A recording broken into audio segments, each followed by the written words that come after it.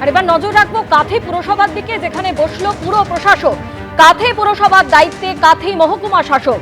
পুরসভায় অচলাবস্থা, এবার কাঁথি পুরসভায় বসলো পুর প্রশাসক।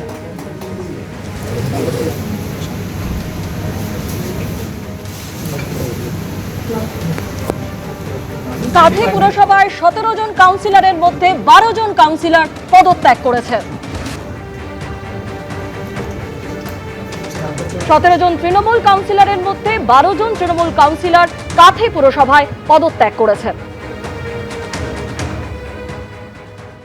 না, এটা খুব প্রয়োজন ছিল আমাদের এখানটায়, কারণ পুরো পরিষেবা বলতে কিছুই নেই। নির্বাচনের পর থেকেই, ফল ঘোষণার পর থেকেই পুরসভায় চেয়ারম্যান আসছিলেন না, একের পর এক কাউন্সিলররা শাসক দলে তারা পদত্যাগ পত্র পাঠিয়েছে। ফলে মিউনিসিপ্যালিটি অলমোস্ট ডিফাঙ্ক্ট অবস্থায় ছিল। এখন পুরো পরিষেবা দেওয়াটা খুব জরুরি, সুতরাং এটা অনিবার্য ছিল। চৌঠা মে রাজনৈতিক পালাবদল হয়েছে এবং তারপরে পুরসভাগুলোতে তৃণমূল কাউন্সিলরদের পদত্যাগের হিড়িক পড়ে গিয়েছে।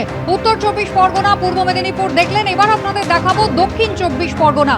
ডায়মন্ড হারবার পুরসভা, যেখানে মোট 16 জন কাউন্সিলরের মধ্যে 8 জন তৃণমূল কাউন্সিলর তারা পদত্যাগ করলেন। এসডিওর কাছে গিয়ে নিজেদের পদত্যাগ পত্র তারা জমা দিয়েছেন।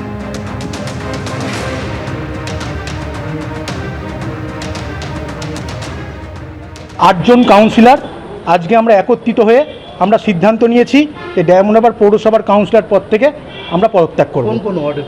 কারণ সম্পূর্ণ আমাদের ব্যক্তিগত সিদ্ধান্ত, তার সাথে সাথে ডায়মন্ড হারবারের মানুষ যাতে আরও সুন্দরভাবে, আরও ভালোভাবে যাতে উন্নয়ন হয়, এবং বাংলার মুখ্যমন্ত্রী শুভেন্দু অধিকারী মহাশয় তিনি যেভাবে বলেছেন যে সারা বাংলাকে তিনি এগিয়ে নিয়ে যাবেন এবং উন্নয়ন করবেন, তাই ওনার মুখের দিকে তাকিয়ে আমরা আজকের পদত্যাগ করতে এসেছি। প্রশাসন সরকার বদলে গেছে আর তারপরে চলছে জরিমানা দেওয়ার পালা। একেবারে এবার আপনাদের দেখাবো দক্ষিণ 24 পরগনার গোসাবার ছবি, যেখানে বিজেপি কর্মীকে জরিমানার টাকা ফেরত দিচ্ছেন তৃণমূল নেতা।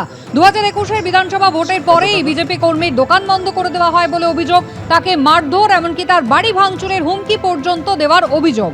তৃণমূল বুথ সভাপতির কাছে অভিযোগ জানাতে গেলে 1 লক্ষ টাকা চাওয়া হয়, এমনটাই অভিযোগ করেছেন এই বিজেপি কর্মী। প্রথমে 80,000 টাকা নেন তৃণমূল নেতা, অভিযোগ করেছেন তিনি।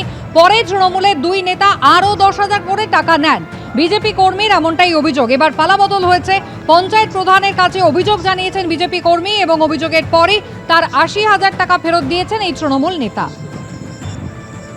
আপনি কি টাকা নিচ্ছেন? এটা কিসের টাকা দিচ্ছ?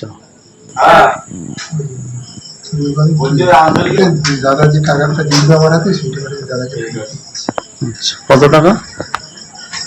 80,000 টাকা। আপনি কি টাকা নিচ্ছেন? ওই 21 সালে যে ভোটের পরবর্তী এসে যে একটা গন্ডগোল হলো, ভয় দেখিয়ে আমার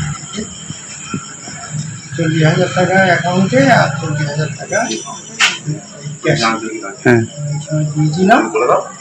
এখন সেই টাকাটা ফেরত দিচ্ছে।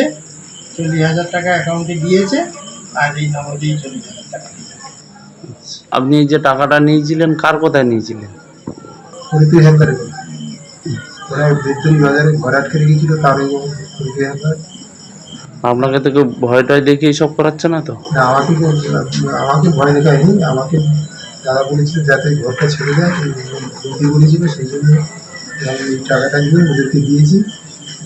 সেই টাকাটা আমি তো পাইনি, আমি বর্তমানে আমার থেকে দিয়ে দাদাকে দিয়েছি। এবিপি আনন্দ, এগিয়ে থাকে, এগিয়ে রাখে।